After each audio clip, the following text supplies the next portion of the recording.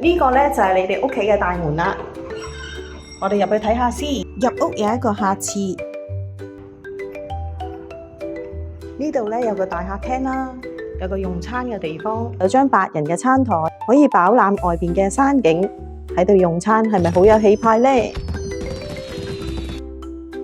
呢邊呢係廚房，呢度煮食，一路欣賞呢一個嘅綠色嘅美景。咁亦都係用呢個 Miele 嘅廚具啦。呢度有一個套廁，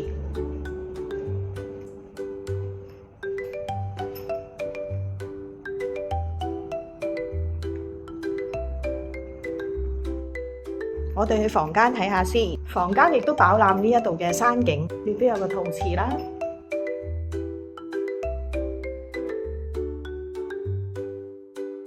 我哋出去露台呢邊睇下。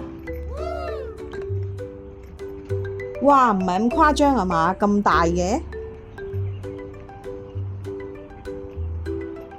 哇，呢邊仲勁，有個 BBQ， 仲可以有個浴池喺度浸浴。哇，望向呢度綠油油嘅景啊，真係非常之舒服啊！呢個單位最有特色呢，就係呢一個天台花園啦，空間非常之大，亦都可以飽覽到荃灣嗰邊嘅景色。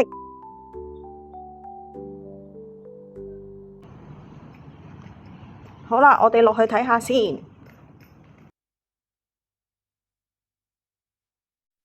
小偏廳嘅設計好有特色啊！參觀下啲房間先，張床好有 style 啊！一個套廁，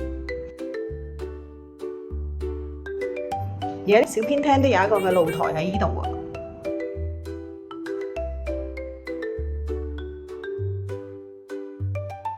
呢度有一個兒童房啦，